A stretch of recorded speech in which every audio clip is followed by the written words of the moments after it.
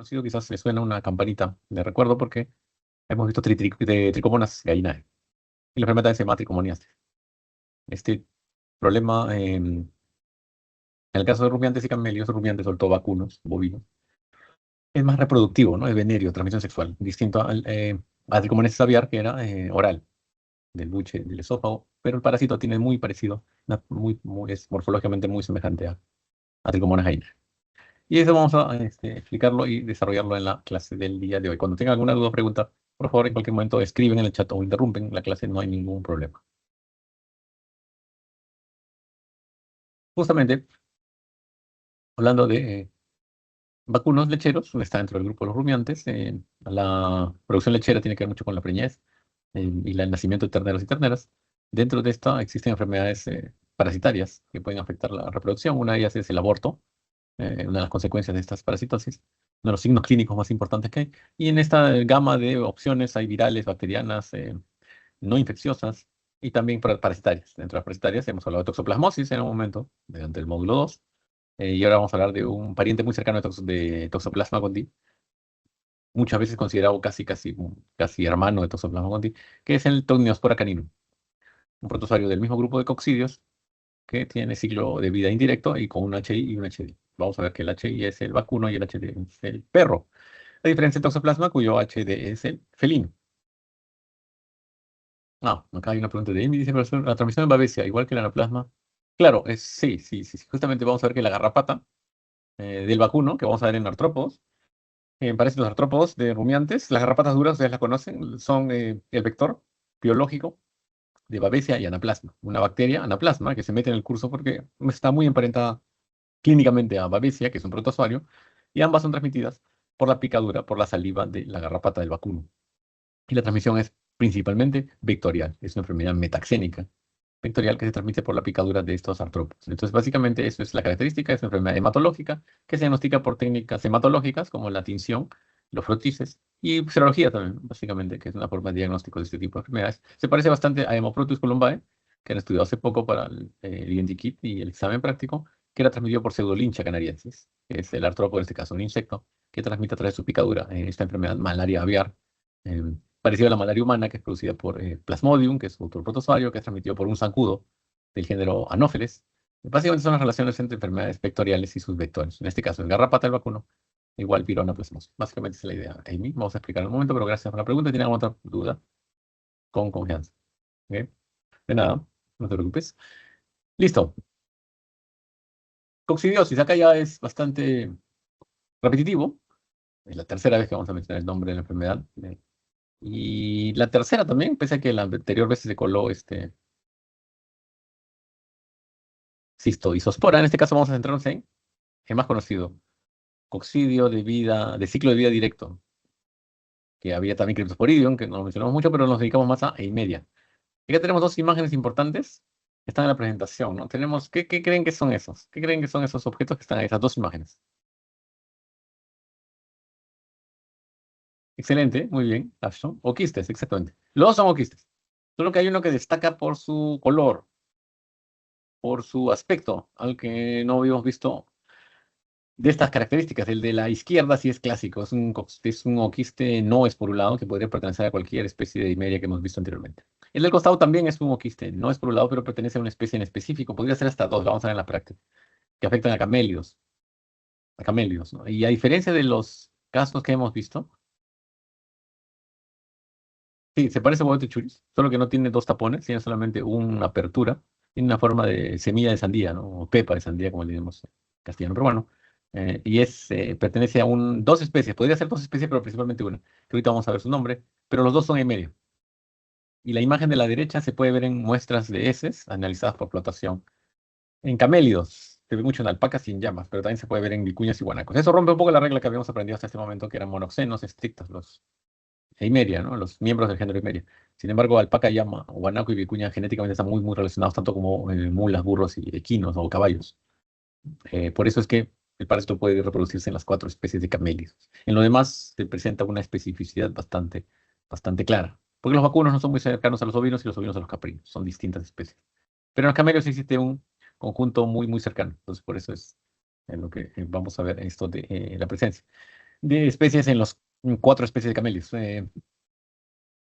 No, exactamente, ninguna, muy bien. Ninguna es zoonótica, ninguna Himeria es zoonótica. Ninguna Himeria es zoonótica. Además, en humanos no se reporta género Himeria. Ok, género Himeria. Y vemos el clásico ejemplo de diversas especies con espectros de hospederos. Son bastantes, por cierto, no hay que aprendérselas todas. En bovinos se han reportado hasta 20 especies. En pollos estaban en 7 u 8, ¿se acuerdan? En bovinos hay 13. En caprinos hay 17. Quizás la más célebre es la Nina coliaquimovae, que es bastante patógena. Y en camelios americanos hay entre las 4 especies, acuérdense. Las 4 especies domésticas, perdón, 2 domésticas y 2 silvestres. Vamos a ver una práctica, ¿no? Macusaniensis, ese es el nombre de la imagen de la pepa de sandía, la famosa pepa de sandía, semilla de sandía que vemos al lado derecho. Y Vitaensis, que va a ser parecida, con ciertas diferencias. Punoensis, Alpacae y Lamae. Esa es básicamente la clasificación de las especies. Quizás los nombres pueden ser recordados por regiones del país, del Perú, por nombre de los animales, por algunos nombres conocidos. Pero bueno, esos son el espectro de especies, perdón, separados por animales, por hospederos. No hay que entrar mucho en detalle. Si tienen alguna duda, más bien pueden hacerla. Pero este ciclo ya lo han visto, es la tercera vez que lo vemos. Lo hemos visto con el nombre de Himeria, lo hemos visto con el nombre de Cistoisospora, lo hemos visto con el nombre de Cryptosporidium. Incluso hemos visto parte de este ciclo en Toxoplasma gondii y Sarcocistis. ¿No? Las 3 fases y los distintos eventos. Si tienen alguna duda, pueden aprovechar ahora, si que han tenido dudas todo este tiempo y no las han hablado. Bueno, una oportunidad más en la vida, pueden hablarlo ahora o preguntar si tienen alguna duda, por favor, guarden un tiempo, que analicen esto porque es la tercera vez que lo vemos. Si tienen alguna pregunta de todo lo que han analizado y estudiado. Y nunca les quedó claro. Profesor, Sí, una pregunta. Yo tengo una pregunta sobre las clases de Imeria. Dijo que en camelios había cuatro, dos de vida silvestre y dos de vida libre. ¿Cuáles son los de vida silvestre? de camélidos. Sí. Ah, claro, los camelios de vida silvestre son dos, ¿no? El guanaco. No, no, la clase de Imeria, que No, no, dijo que no. habían. Lo que quiero decir es que en camelios hay 4 especies que debes conocerlas, dos silvestres y dos domésticas. Las 4 son afectadas por Ah, las mismas especies de media. ok. ¿Por qué digo eso? Porque es una excepción a la regla que les había hablado hasta el momento. ¿Se acuerdan que les dije los pollos tienen sus medias? Los pavos tienen sus medias, los ratones tienen sus medias, las ratas tienen medias, los cuyes hay medias, conejos, acá en este caso ovinos tienen sus medias, caprinos, sus propias medias, los vacunos o bovinos, las propias medias de su especie, no hay cruce entre ellos. La única regla se rompe cuando hablamos de camelios. En camelios sí hay esa diferencia porque los 4 camelios son genéticamente muy relacionados, tanto así que pueden cruzarse entre ellos y tener progenie fértil. Pero en este caso las eimerias no solamente afectan, no hay eimerias de alpacas y hay eimerias de llamas y hay eimerias de vicuñas, no.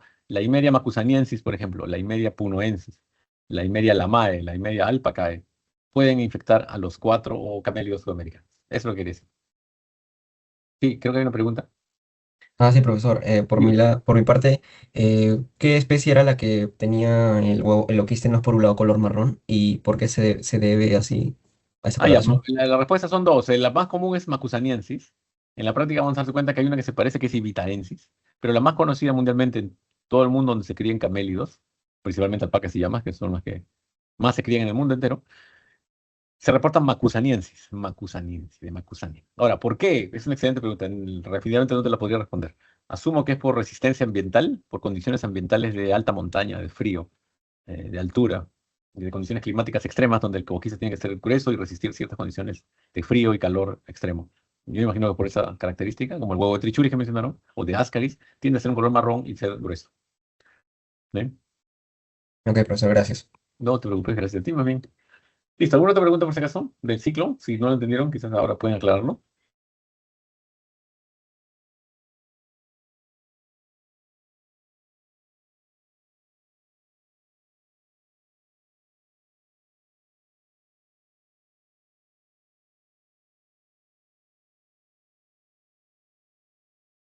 Profesor, disculpe, serían del filo apicomplexa, ¿verdad? Eso no cambia, ¿o sí? No, no, no, excelente, no cambia. Es el mismo filo, es el subclase Coccidiacina, género y media, exactamente. Acuérdense que en la subclase Coccidiacina están los parásitos que conocemos como coccidias. Dentro de ellas están la de ciclo directo, la Himeria, Cisto, Isospora y Cryptosporidium y otras más que no hemos mencionado en el curso. Y las de ciclo indirecto, Sarcocistis, Toxoplasma y ahora vamos a ver Neospora.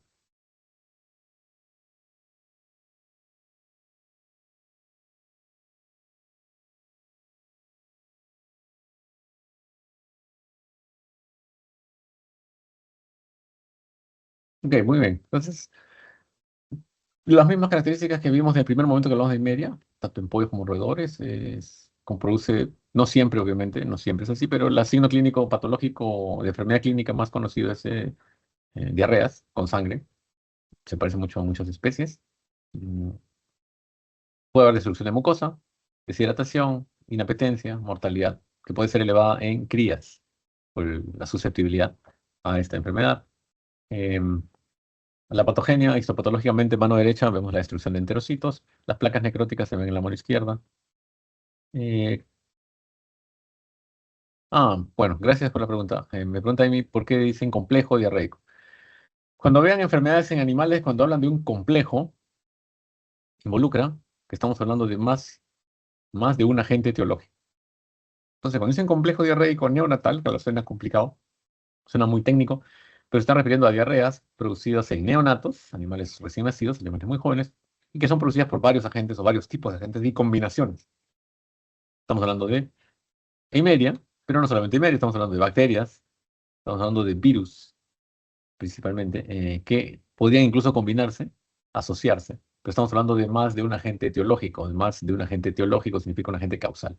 Por eso que es parte del complejo diarreico. No significa que solamente Eimeria produce diarreas en crías de cabritos, o sea, cabritos, borregos, terneros y crías del alpaca y llama, no, no. Significa que es parte de una de la serie de agentes que puede, es como decir complejo abortivo, ¿no? En vacunos, donde solamente es Neospora caninum en vacas, también puede haber toxoplasma en vacas, y puede haber otros agentes, incluyendo virales y bacterianos. Por eso hablan de complejos. Por eso hablan de complejos. Sí, pregunta, ¿tenía una pregunta? ¿Hay una pregunta? Amy, Velázquez, Aiming, perdón, Aiming, ¿no? O que parece que no. Muy bien, los coágulos son destrucción de mucosa, exposición de la lámina propia, ¿te acuerdas de histología? Los vasos se exponen y empieza la sangre. Y los coágulos se forman y se ven en la mucosa intestinal, normalmente obviamente en la necropsia, formados a partir de la destrucción masiva de mucosa por la erosión producida por la muerte y necrosis de enterocitos, producida a su vez por la replicación intracitoplasmática del parásito, básicamente. Por eso que en la lámina histopatológica se ven espacios vacíos donde aún estuvieron los enterocitos.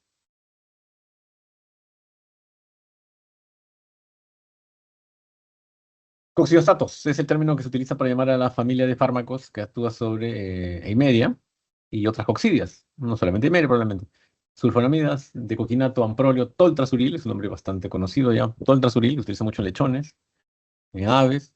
Tienes la monensina, la salocit, tienes una serie de nombres comerciales, o perdón, farmacológicos de estos agentes coccidiostatos. La prevención es la limpieza ambiental para eliminar oquistes y evitar su esporulación. Acuérdense que la fase infectiva perdón, o quistes por un lado. Eh, Como es neonatología, pues tiene que ver con neonatos, la inmunidad pasiva transmitida por el calostro es vital. Es fundamental para evitar este tipo de problemas en neonatos. Por tanto, la calidad del calostro, la ingestión del calostro, la cantidad del calostro, tiene que ver mucho con la resistencia natural de los neonatos a infecciones tipo Eimeria. Y no solamente Eimeria, sino los restos los restos de agentes que están dentro del complejo diarreico neonatal. Claro, regulando temperaturas sí también, se aplicaría más en crianza intensiva. Si tienes cabritos de leche, tienes ovinos, podrías manejar temperaturas, humedad. Muchas veces la limpieza, la ventilación puede ayudar, pero algunas veces en crianzas extensivas abiertas es difícil manejar eso, pero sí puedes manejar la cantidad de heces que está en el ambiente, la humedad excesiva y el exceso de humedad y acumulación de heces. Eso es parte del complejo ambiental, del control ambiental. Eliminar los oquistes, deshacerte de los oquistes y evitar que se formen.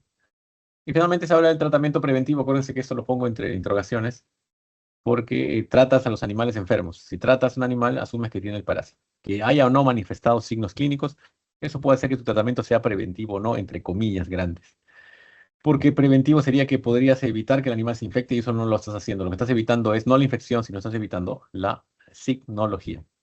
Estás evitando la enfermedad, bajando la carga parasitaria, reduciendo, reduciendo la cantidad de parásitos presentes. Eso es lo que se conoce un tratamiento preventivo. Es decir, si tú tienes un grupo de corderitos y empiezan con diarreas, examen de flotación, el mismo que han hecho durante estas semanas de clases en el laboratorio, y encuentras zooquistes, entonces podrías dar al resto de animales una dosis de totrasuril por algunos días, tratando de evitar la aparición de diarreas, asumiendo que tienen cargas parasitarias aún leves, pero que pueden incrementarse. Eso es lo que se conoce como tratamiento preventivo, pero no es vacuna, no produce resistencia inducida, no previene la infección posterior. Lo que previene es la aparición de signos clínicos. ¿Sí? Más o menos, claro. ¿Una pregunta?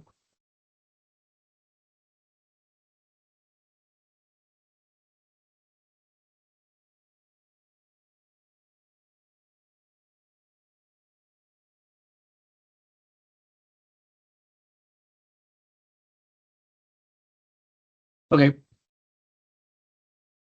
seguimos entonces.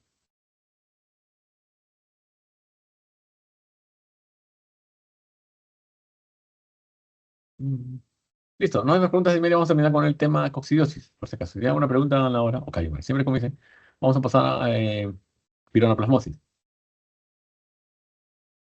¿Preguntas?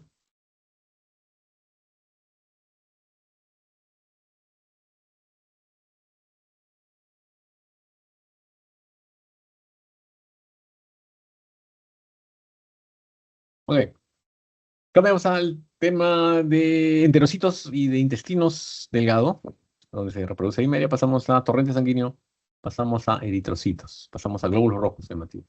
Y tenemos dos imágenes de ambos de frotices sanguíneos o hemogramas. Eh, en un lado está un eritrocito que tiene corpúsculos de inclusión, parece que estuviera con lentes ahumados, parece esas caritas de emoticones, pero son dos protozoarios, dos trofozoitos, replicándose en el interior del citoplasma. Y abajo me parecen chispas de chocolate en una galleta tipo Chokis, pero una sola, o sea, galletas Milles que te venden a veces en la calle que solamente tienen una chispita de chocolate. Pero en este caso no es chispita de chocolate, estamos hablando de bacterias. En este caso son anaplasmas, están dentro, en el interior del citoplasma. Entonces estamos hablando de el complejo, fíjense, se aplica lo que les expliqué a Amy con su pregunta. Complejo porque no es solamente un agente. Piroanaplasmosis, nombre técnico que tiene que ver con dos agentes. El piroplasma, que es el nombre vulgar que se le da a protozoarios del género Babesia, con dos especies en vacunos, Babesia bigémina, Babesia bovis. Piroplasma le dicen el nombre común, piroplasmosis por eso. Y anaplasma, que es el nombre de una rickettsia, que es un tipo de bacteria, un grupo de bacterias, que se replican en el interior intracelular de los eritrocitos. Tenemos al complejo Babesia y anaplasma, bacteria y eh, protozoario. Se parece mucho a Ehrlichia. En el caso de Ehrlichia es una bacteria también, del tipo Rickettsia, y en perros también puede haber Babesia. Por eso las pruebas, y anaplasma. Por eso las pruebas de SNAP 4D incluyen tirofilaria, incluyen Babesia, anaplasma y Rickettsia, ¿no? Perdón, Ehrlichia, todo, Ehrlichia. Ehrlichia canis. Sí, esa es más o menos la idea. En este caso, en vacunos, en bovinos, donde vamos a centrarnos en esta enfermedad, no, Babesia no solamente se presenta en vacunos, por si acaso. Vamos a ver las especies que se reportan más en vacunos, en bovinos. Ok, y acá entra el vector biológico, que podría ser considerado el intermediario. En este caso es la garrapata del vacuno, que al momento de inyectar saliva transmite la infección. ¿Y cómo se contagia la garrapata para convertirse en vector? La garrapata se contagia cuando ingiere eritrocitos. Las garrapatas se alimentan de sangre, quizás ya lo saben, no es sorpresa. Dentro de esta sangre hay eritrocitos y en los eritrocitos puede haber babesia, puede haber anaplasma y así la garrapata adquiere la infección. Y en el caso de babesia, en el caso de babesia específico, lo conocido como piroplasma, la transmisión pasa de a la siguiente generación. Dentro de las garrapatas duras, su ciclo biológico tiene un punto crítico que es la teleógena, la fase conocida como la garrapatota, grande y llena de sangre que se prende del hospedero. Esa es la teleógena. La teleógena, si se infecta en esa etapa, la etapa final de su parasitosis, adquiere eritrocitos con babesia. Por tanto, teleógena se infecta con babesia, pero esta no ataca a teleógena directamente, sino a sus huevos. Una teleógena es la garrapata hembra, madura, fértil y fertilizada, que va a irse al medio ambiente para poner aproximadamente de 3.000 a 5.000 huevos, no menos de 2.000. miles de huevecillos, 3.000 huevecillos, 5.000 huevecillos. De la mayoría de estos va a estar infectado con babesia que adquirió la garrapata cuando estaba en la etapa parasítica. Por tanto, la mayoría de larvas de esa telógena, sus hijas, sus hijos, van a nacer infectados con babesia. Y cuando la garrapata transmita, o sea, convierte en larva y salga al medio ambiente a buscar hospederos, como normalmente lo hacen, al momento de trepar ese hospedero, van a inyectar saliva y en la saliva va a salir lo que portan, lo que están infectadas desde nacimiento. Es decir, babesia. Y esta va a pasar hacia la sangre del hospedero y va a infectar al vacuno, al bovino. La larva, la ninfa y el adulto, la larva, la ninfa y el adulto, la larva, la ninfa y el adulto, las tres fases, van a transmitir la infección eh, a través de la inyección de saliva. Eso es básicamente una explicación sencilla de lo que puede ser algo complicado. Ya tenemos algunos nombrecitos del ciclo. Es un ciclo complejo en la fase de transformaciones. Vemos nombres conocidos como gametogonia, como esporogonia, eh, merogonia, que es lo que hemos visto en coccidiosis y media. ¿No? Están relacionados, pertenecen al filo apicomplexa. Ojo, como plasmodium, solo que no son coccidias, no son de la subclase coccidia, pero sí pertenecen al mismo filo de coccidias, ampicomplexas, por eso tienen esas formas.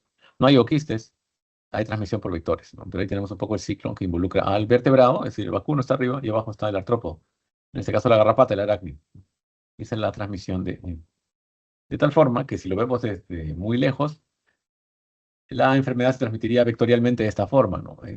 Un vacuno infectado y portador de la enfermedad va a generar teleógenas, es decir, garrapatas hembras en ovipostura, infectadas con babesia, que van a caer al ambiente, van a refugiarse en el corral, refugiarse en el pastura, en el pasto, en las instalaciones del establo. Van a poner 3.000 a 5.000 huevos, ahí dice hasta 3.000, dice ahí. De estos huevos, muchos van a salir con babesia, la larva sale del huevo infectada con babesia y van a ir a buscar otros vacunos. Y cuando suban al vacuno y le inyecten su saliva, le van a transmitir babesia. Entonces pasa, el nombre vector tiene su explicación, como un vector de física.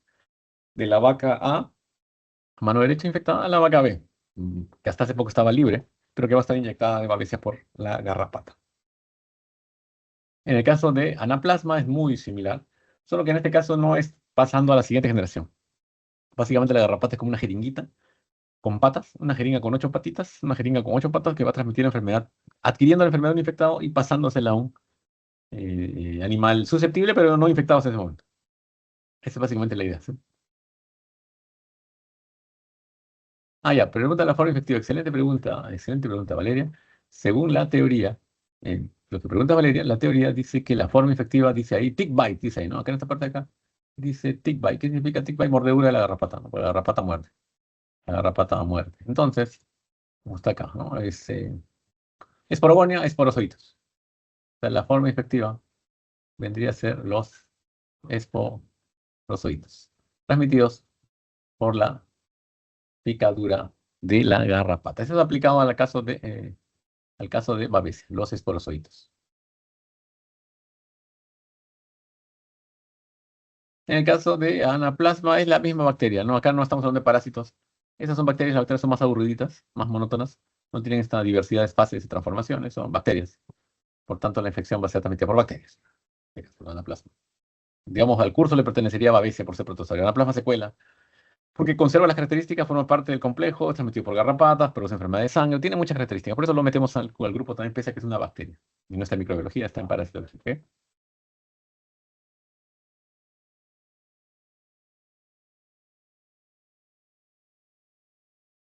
De nada, Valeria, de nada. Si tienes más preguntas, no hay problema.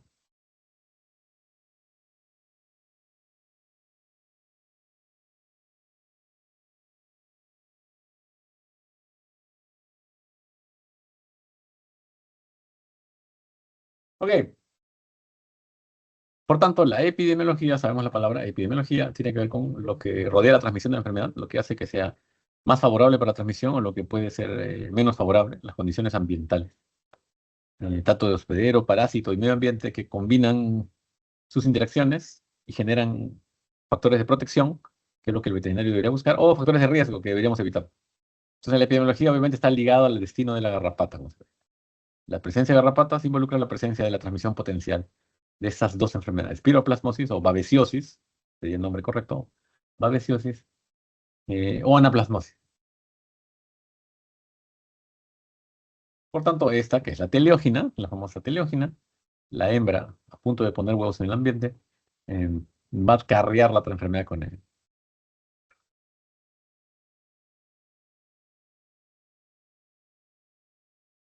La enfermedad vectorial, sin embargo, es iatrogénica. Sabemos eso, ¿no? ¿Qué es iatrogénica? ¿Quién puede darme un ejemplo? ¿Qué sería iatrogenia aplicado a esta enfermedad? Sí, exactamente, Amy. Una de las características de la epidemiología, por ejemplo, cuando vino la COVID-19, algo que aún tenemos fresco el recuerdo, los epidemiólogos, los famosos epidemiólogos de la verdad, no los que salían en YouTube, sino los epidemiólogos de verdad, fueron los que determinaron que los factores de riesgo más importantes de COVID, ¿cuál era? Aglomeración de personas, cercanía de menos de 1,5 metros, aerosoles.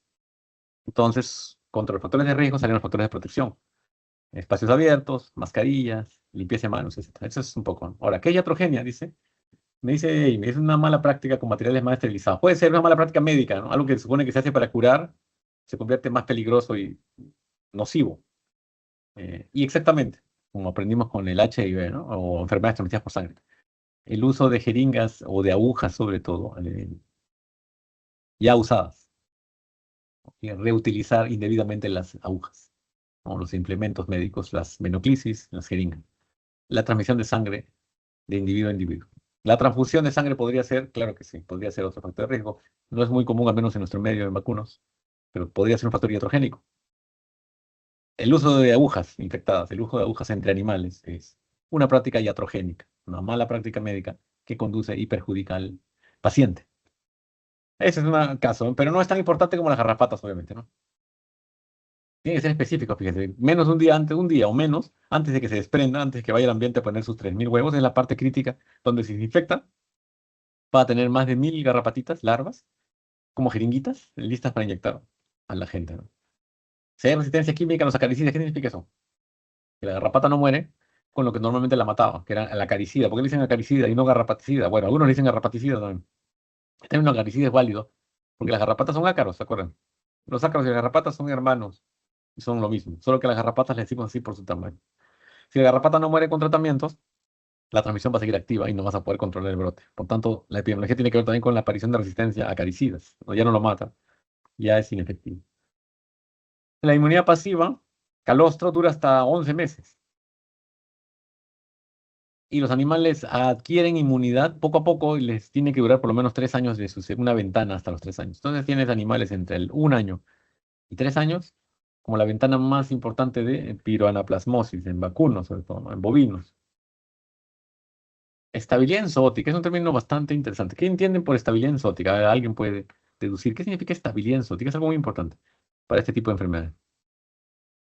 ¿Alguna idea? Enzootica es endémica, pues era.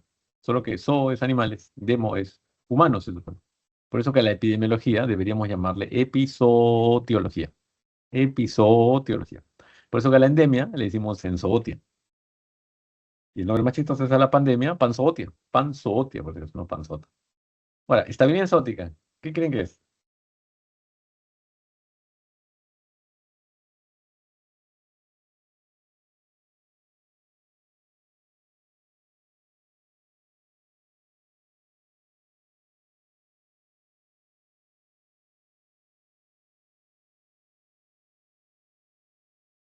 Nos hemos cuestión bastante. Exactamente, muy bien, muy excelente, excelente razonamiento. Tiene que ver con la inmunología, tiene que ver con exposición, tiene que ver con zonas endémicas y gente o animales que desarrollan su vida en esas zonas endémicas, donde adquieren inmunidad, justamente. Si no te mueres, como dice Federico Nietzsche, todo lo que no me mata me hace más fuerte. Pues si no te mueres en el proceso, adquieres inmunidad, te vuelves más resistente inmunológicamente a la enfermedad. A ver, ¿qué zona del Perú, qué zona del territorio peruano consideran que tienen estabilidad zoótica? Lo dijo Ultron también, sí. No, debe ser. Bueno, se lo copió de Federico Nietzsche, no creo que Ultron haya escrito el libro. Lamentablemente Ultron no existió, pero bueno. Pero sí, lo copió supongo de Federico Nietzsche. Y creo que Pink lo canta en una canción de Pink, una cantante estadounidense. What doesn't kill you makes you stronger, es lo que dicen. Que es lo mismo, ¿no? Pero bueno, es una referencia a la estabilidad exótica. Pero bueno, ¿dónde creen que en el Perú existe una transmisión constante de esta enfermedad y los vacunos de qué zona del Perú creen que son resistentes o naturalmente resistentes a esta enfermedad? Por estabilidad exótica. ¿Dónde creen que hay más garrapatas en vacunos en nuestro país? ¿Dónde creen que vienen los animales más garrapatosos?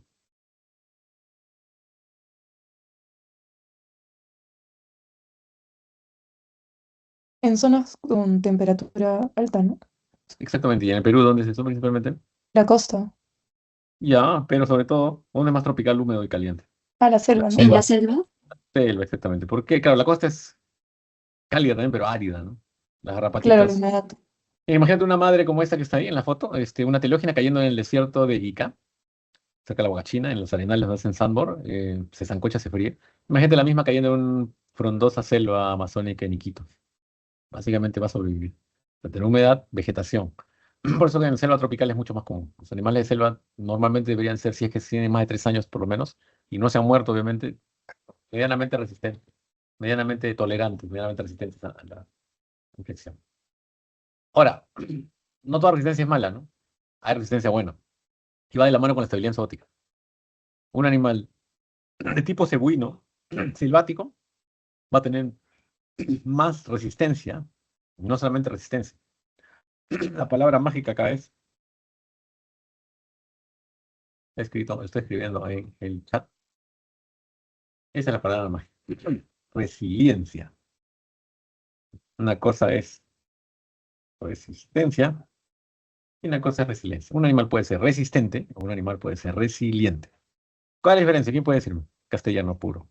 ¿Cuál es la diferencia entre ser resistente y ser resiliente?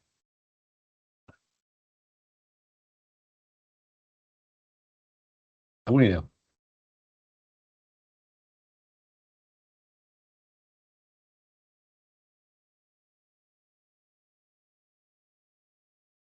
A ver, por ejemplo, en COVID-19 había tres tipos de personas. Bueno, cuatro, digo. Los muy susceptibles, los resilientes y los resistentes. Pregunta. Una persona que era resistente a la COVID-19, resistente, ¿se infectaba con COVID-19?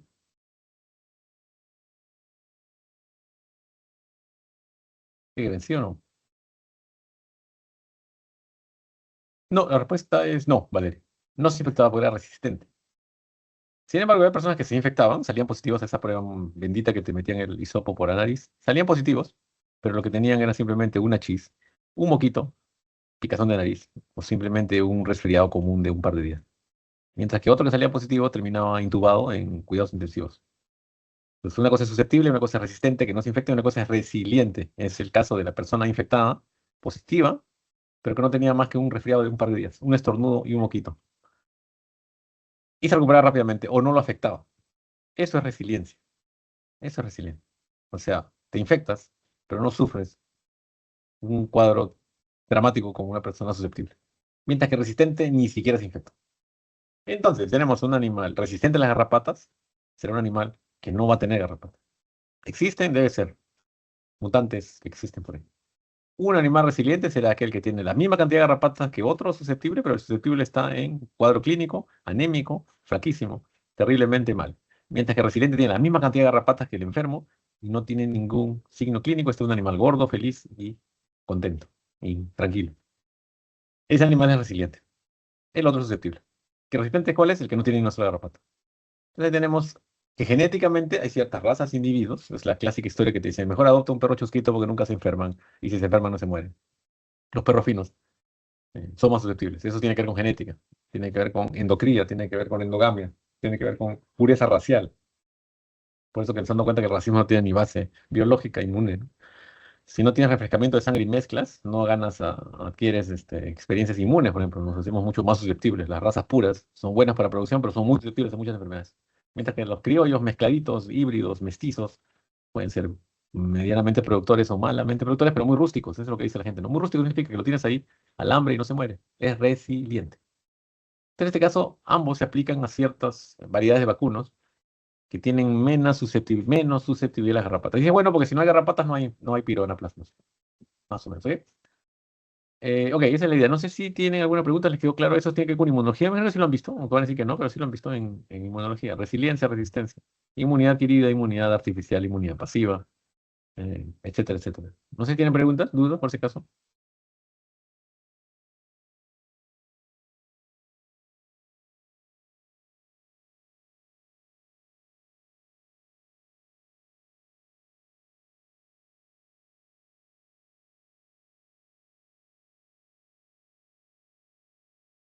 Ok, no hay preguntas, entonces, listo, continuamos. Esta es la patogenia. Acá van a utilizar todos sus super conocimientos de fisiología y los que están llevando a patología se van a pasear en esta parte. De la patología fácil, digamos, de la patología sencilla, recordar la patogenia, que es la parte más lógica y secuencial de la patología. Ahora, Babesia y Anaplasma tienen una costumbre de reproducirse dentro de los eritrocitos.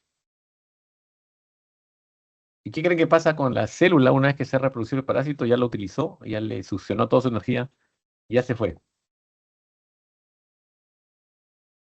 Se lisa, exactamente, se ha explotado básicamente, se lisa. Y si un eritrocito se lisa, ¿qué es lo que se libera en el torrente sanguíneo? Lo que están llevando patología deben saber el nombre de la lesión patológica o de la patogenia central de esta enfermedad. Y si no lo saben, los voy a mencionar ahora. Está en rojo. Bueno, vamos a empezar secuencialmente. Esta es una patogenia explicada como en clase, ¿no? Para esto se replica en eritrocito, anaplasma babesia. La lisis de las células Pedro, en este caso del eritrocito, hematídeo o glóbulo rojo. Esta es la situación crítica. Hemólisis intravascular. ¿Qué produce la hemólisis intravascular? Varias cosas, varios fenómenos. La liberación bueno, la muerte de células rojas, de glóbulos rojos, produce anemia. Una infección de sangre produce fiebre, es pirosis, como le dicen, ¿no? Fiebre, elevación de la temperatura corporal. Esa es una parasitemia, ¿no? O bacteriemia, si quieren hablar de una plasma. Ictericia y hemoglobinuria. Eso tiene que ver con la patogenia, con la secuencia de eventos producidos a partir de la liberación de hemoglobina en sangre. La presencia de hemoglobina libre en sangre, que es consecuencia de la hemólisis intravascular, lleva a la ictericia y a la hemoglobinuria. Y si ustedes saben algo de patogenias, sabrán que no es lo mismo hemoglobinuria que hematuria, porque una cosa es orinar sangre fresca y otra cosa es orinar hemoglobina. Lo que el animal con babesia orina no es sangre, por tanto no es hematuria, es hemoglobina, moléculas de hemoglobina, hemoglobinuria. Y eso es una imagen de orina y ese es un vino tinto. El color de la orina se vuelve vino tinto. ¿Es una anemia parasítica? Bueno, podría ser una anemia hemolítica, diría yo. Ese sería el diagnóstico. La hemoglobina libre en sangre se excreta, no normalmente, Amy. Hemólisis intravascular siempre va a ocurrir. Cuando uno extrae sangre, por ejemplo, muy rápidamente te dicen, ten cuidado porque vas a hemolizar, que significa que empiezas a romper eritrocitos. Y normalmente ocurre, pero cuando es baja frecuencia, el cuerpo tiene el suficiente tiempo para procesar esa hemoglobina y convertirla a biliverdina, a bilirrubina, a urobilinógeno y eliminarla en heces y en sangre, bilis y orina. Eso es fisiología.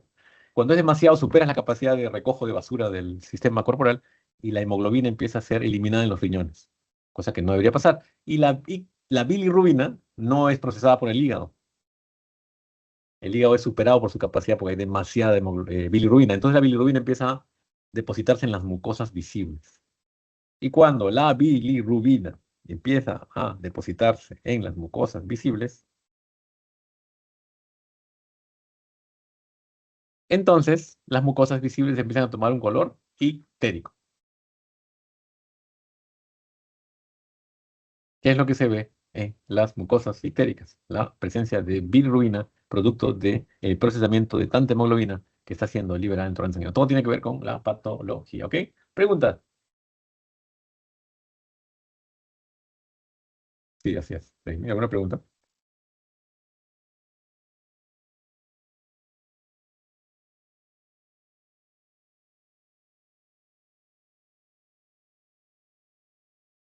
Por tanto, los signos clínicos, anemia. Ahora, cuando un animal está anémico, ¿cómo repercute eso en su comportamiento? ¿Es activo o está deprimido, totalmente inactivo?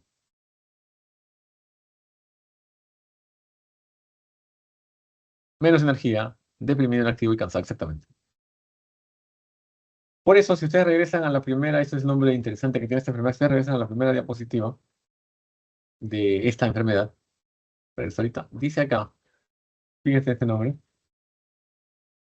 tristeza bovino. O no dicen tristeza parasitaria. El bovino está triste, apagado, inactivo. Ahora, ¿cómo más le dicen? Aguas rojas. ¿Qué quiere decir aguas rojas? Tiene que ver con la orina, la pichi, como decimos acá. Significa que el animal empieza a orinar rojo, vino tinto, y se viene un oporto. Algunos son tan específicos que hablan de vino oporto, no es un tinto, digamos, tipo vino tinto, vinagre, roja. Empieza a eliminar orina de ese color, dicen aguas rojas. Pichi roja, pues, en castellano peruano, ¿no? Pichi roja, hace pichi roja. Bueno, anaplasmosis, anaplasma, babesiosis y babesia, los dos juntos forman el complejo piranaplasmosis. Y fiebre de Texas es un nombre más histórico. La enfermedad se reportó en el siglo XIX en los hatos de Texas, con la presencia de la garrapata. Comienza el reporte de la piranaplasmosis.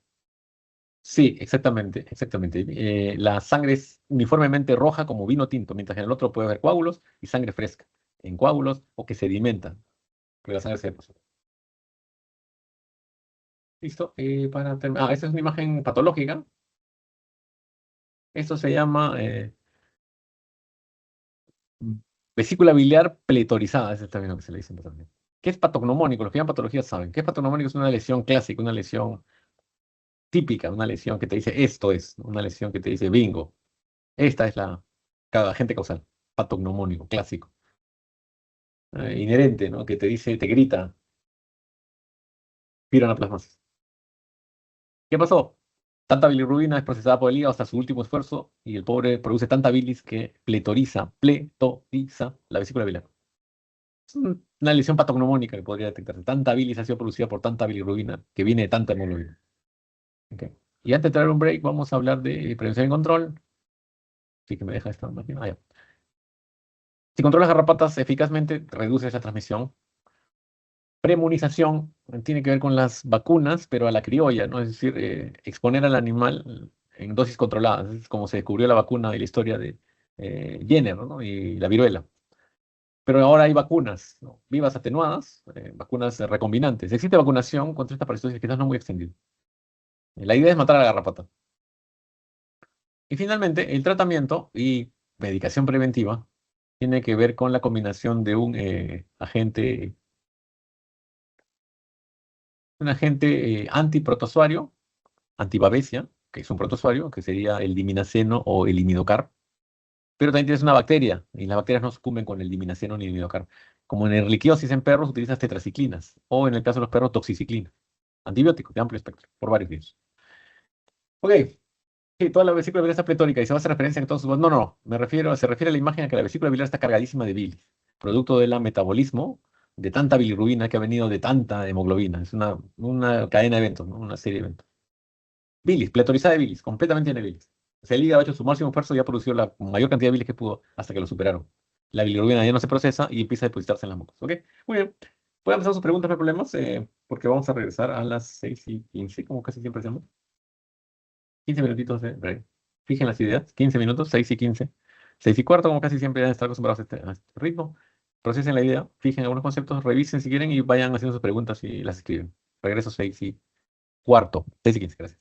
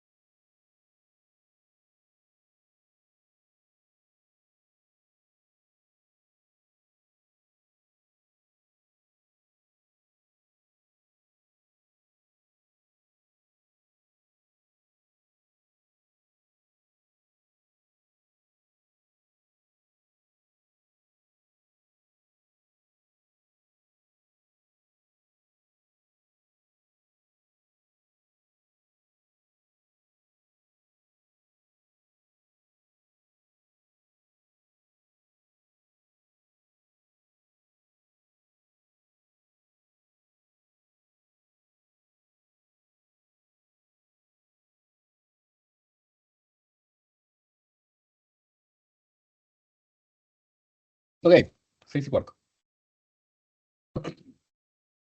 Retomamos, reiniciamos.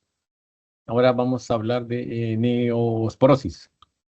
Si algo se recuerdan de toxoplasmosis, quizá le va a ser más sencillo entender esta infección protozoaria producida por una coccidia de ciclo indirecto. Ese es el término más apropiado. Neospora canino. La neosporosis es una enfermedad importante en vacas lecheras, sobre todo, vacunos en general. Tiene que ver con abortos, infertilidad, pérdidas productivas, baja tasa de preñez y un montón de parámetros reproductivos, ¿no?, que tienen que ver con la producción de leche. Pero antes, hacer recordar que tenemos Alphyrum apicomplexa, donde hay la subclase coccidiacina. Dentro de esta están varias familias, todas consideradas coccidias.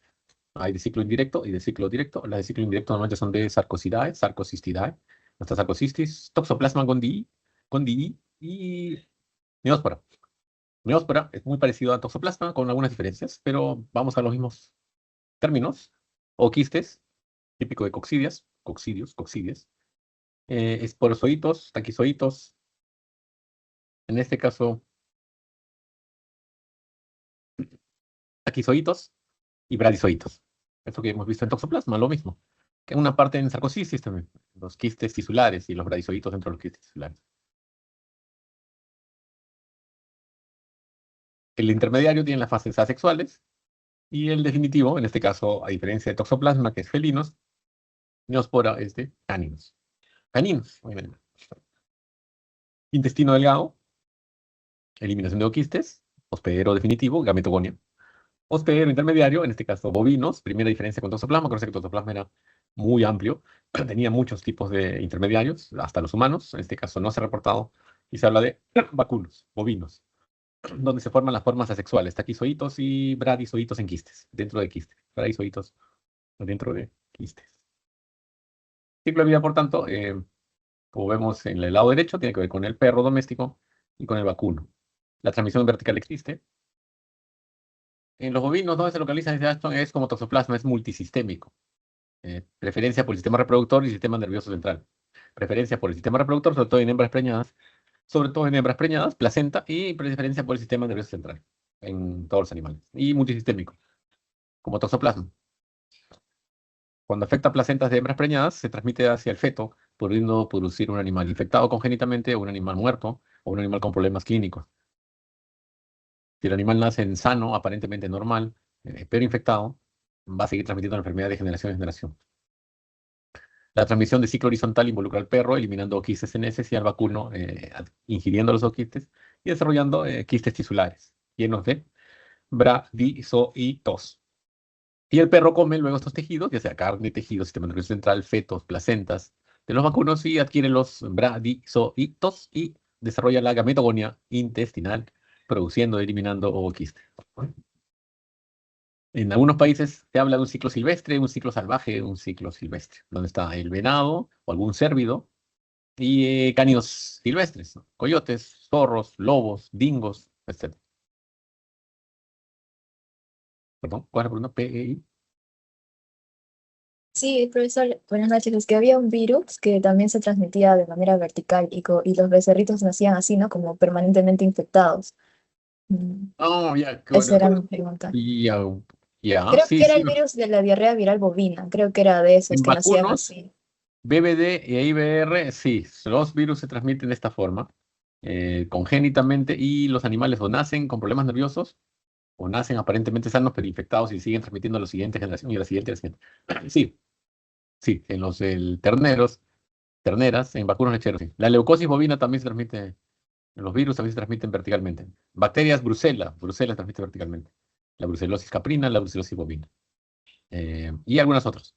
Salmonella en algunos animales. En este caso, la transmisión vertical es por la placenta. Ujú.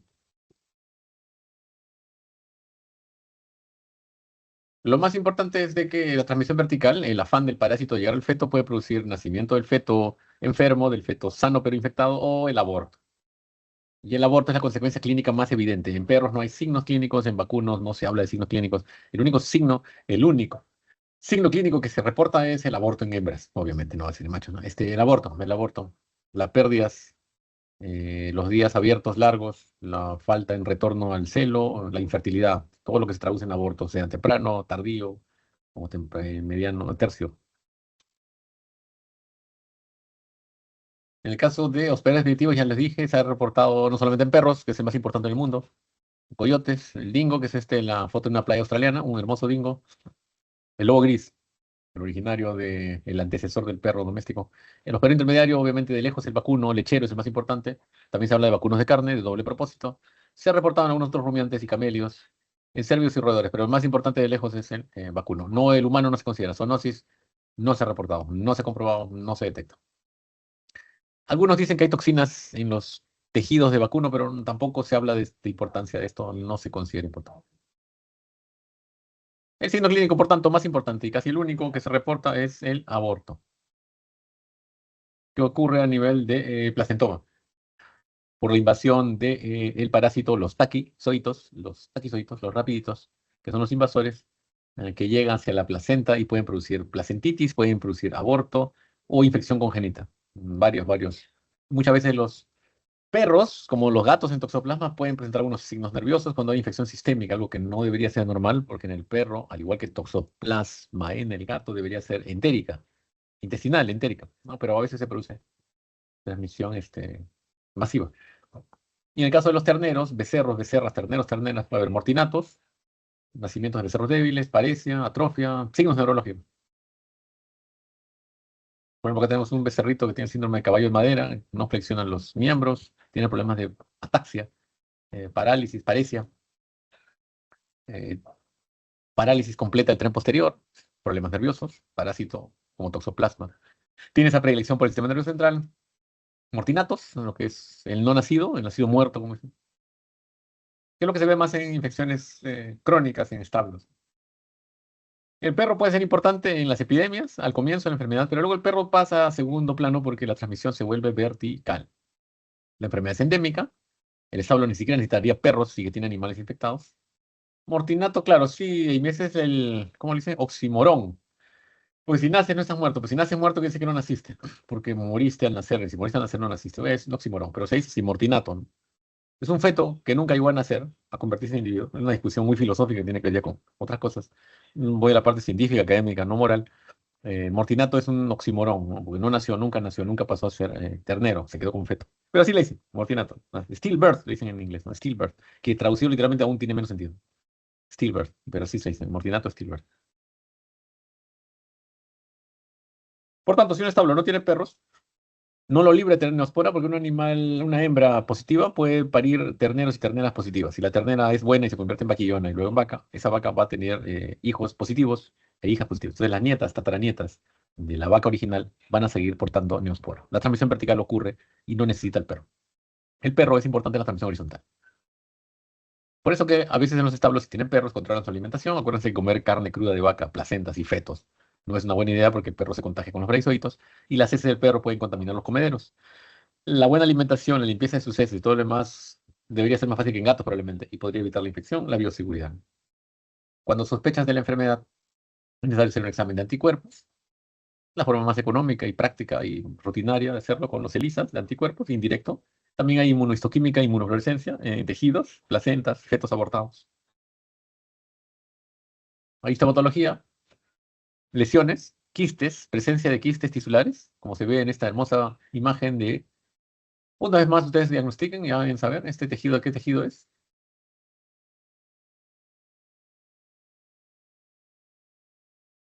Exactamente. Tejido nervioso central, excelente, Astro. Y ahí tenemos un hermoso quiste tisular en el tejido nervioso, lleno de bradizoitos, muy parecido al de, muy parecido al de toxoplasma. Entonces ya se han dado cuenta, si se acuerdan de los exámenes prácticos y las recomendaciones, que si no hay un dato podría ser cualquiera de los dos, pero lo que ustedes elijan determinará su HD y su HI. El PCR, ¿no? Que es diagnóstico más complejo porque tienes que extraer una fuente de ADN, ¿no? ADN genómico. Y eso complica un poco el diagnóstico, pero algunos lo hacen para ver conformación de diagnóstico.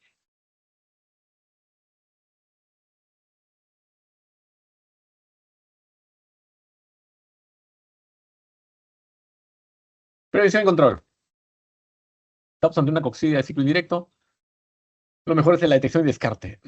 Antiparasitarios difíciles, puedes controlar el ciclo biológico. Toltasuril, tendrías que darle a la vaca toda la vida como si fuera un pollo para controlar el aborto, lo cual no te garantiza controlar el aborto. En el perro, tendrías que, sí. Amy, ¿tenías una pregunta, creo? ¿Estás con la mano levantada?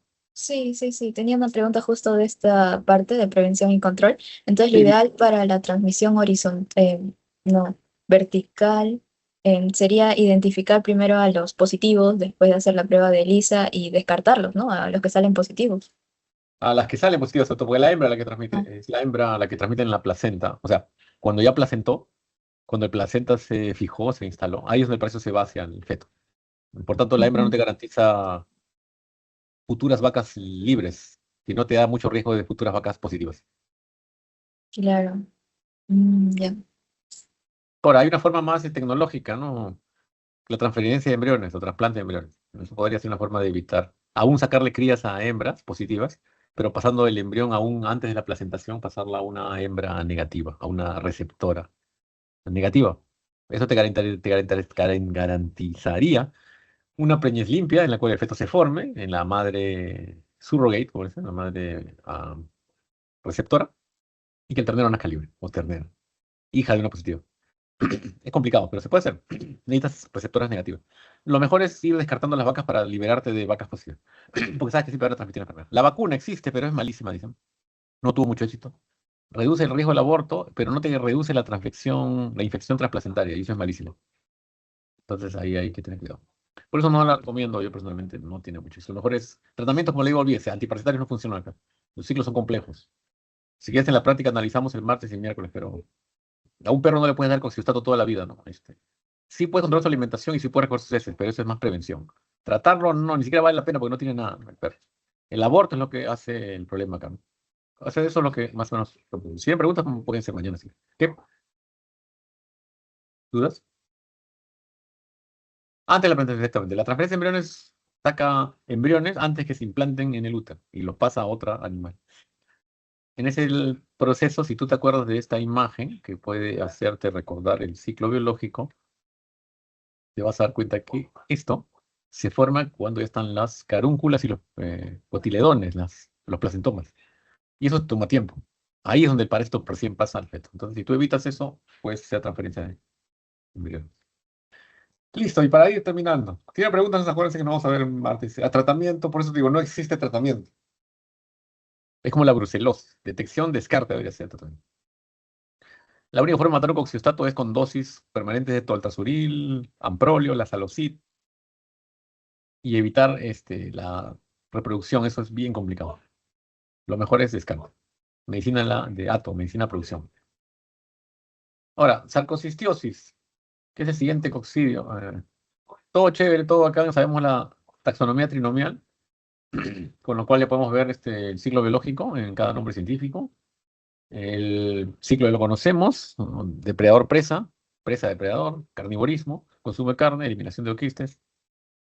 Lo importante acá es que en camélidos sudamericanos existen especies, dos especies, la Macanis y Eukeniae, la Macanis y Eukeniae, que presentan macroquistes, ese es el término clave acá, macroquistes, ya no micro, como vamos a hacer la práctica el martes y miércoles con su pedacito de corazón, que van a conseguir para hacer cortes y buscar quistes tisulares sarcocísticos. Esos son microscópicos.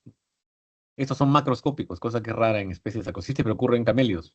El quiste se ve a simple vista porque es enorme, es gigantesco. Y eso lo conocen como el arrocillo, o sorpresa, lo conocen como triquina, otro, no es el nombre mal empleado, sarcosporidiosis. Su ciclo biológico es depredador-presa, como en todos los sarcocistes. El perro es el definitivo de ambas especies. Eh, y la transmisión es cuando el perro consume, como se ve en las siguientes imágenes, tejidos, carne, musculatura de camélidos. Y el perro luego defeca los oquistes que esporulan y contaminan a los camélidos.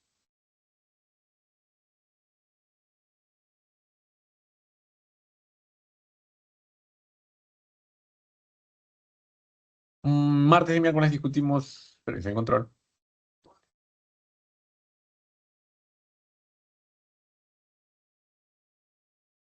Vayan pensando. Y para terminar, adelanto, ya lo conocen, membrana ondulante, flagelos, núcleo, forma piriforme, axostilo. Tricomonas gallinae, ¿se acuerdan? Bueno, este es tricomonas, ojo, no es error de pronunciación, no es repetición. Tricomonas, tricomonas, dos veces tri. Tricomonas fetus. Tiene un símil en humanos, ojo, tiene un símil en humanos. Un parásito del mismo grupo que aparece en mujeres y hombres, hombres y mujeres. Tricomona vaginalis, que es una enfermedad venérea, que enseñan en salud reproductiva, en educación sexual. Tricomona vaginalis es una enfermedad de Homo sapiens sapiens, de seres humanos, mujeres y hombres, y que se transmite por contacto sexual. Tricomonas fetus es lo mismo, pero en vacunos, en bovinos. Se habla de equinos y suinos, o sea, porcinos. Se habla de gatos, he visto por ahí unos reportes, pero lo más común es que se presenten vacunos bovinos. Y así, al igual que la tricomona vaginalis en humanos, hombres y mujeres y hombres, en bovinos, tricomona fetus se presenta en bovinos y es venérea. Y dicen que produce diarrea en gatos.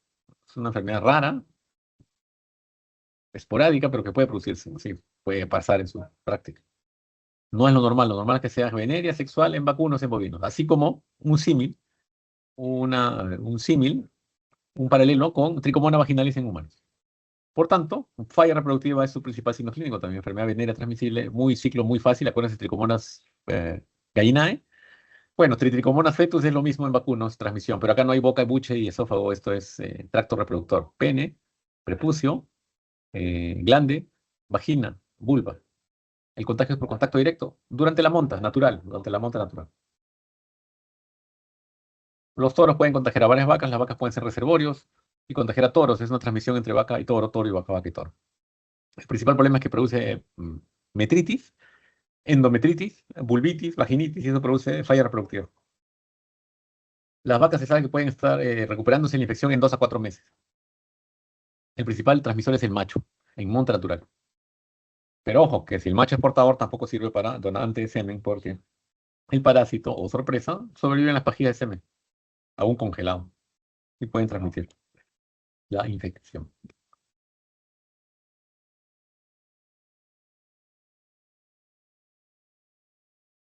Signos clínicos, básicamente la falla reproductiva y el aborto, sospechas, pruebas.